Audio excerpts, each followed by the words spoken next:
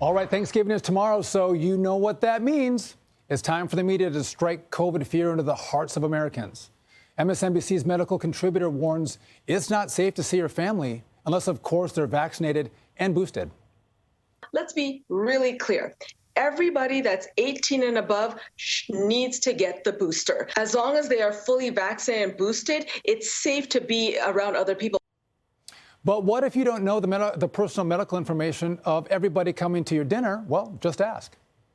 Have the conversation, ask the question. Don't do it in a confrontational or hostile way, but simply inquire. And if they're not vaccinated, perhaps use that as an opportunity to say, look, I love you. I want the best for you. I want the best for all of our family and all of our friends.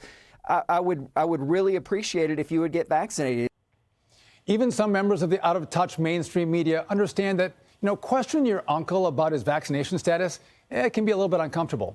So CBS came up with another way to stay safe during this Thanksgiving. If it feels like it's going to be weird, maybe make it kind of fun. Say we're going to start with hors d'oeuvres in the garage. We'll have drinks.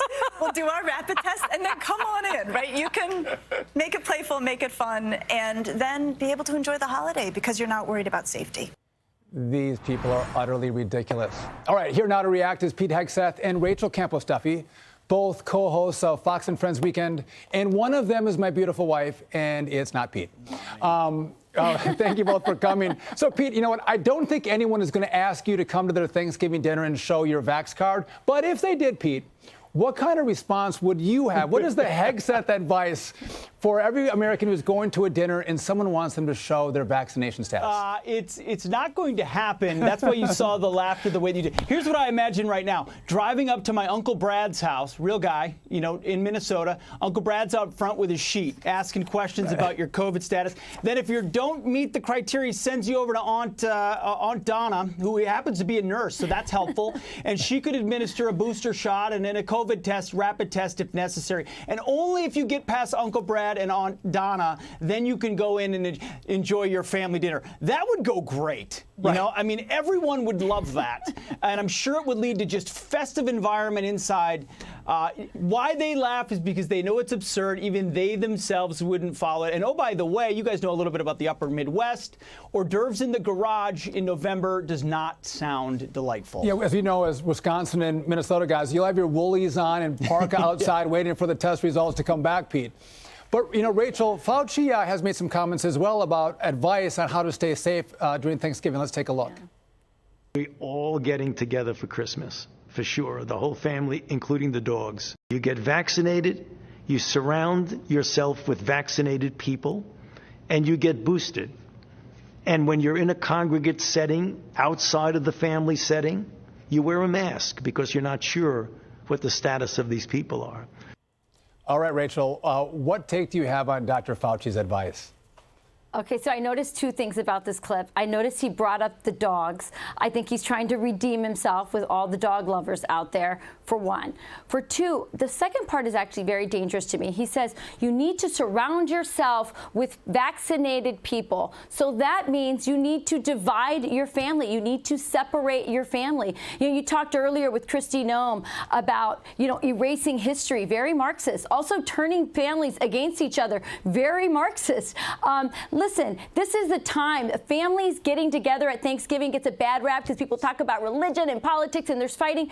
But that's exactly what should happen. It's there at that family table in the safety and love of family that we learn to disagree. We learn to be tolerant. We learn to figure out that, our families are more important than politics. If we can't do this with our own family because we're not inviting them because they decided not to take orders from the government, well, guess what? We're never going to learn how to have those important conversations and be united with the greater American family. This is very dangerous. I don't like it.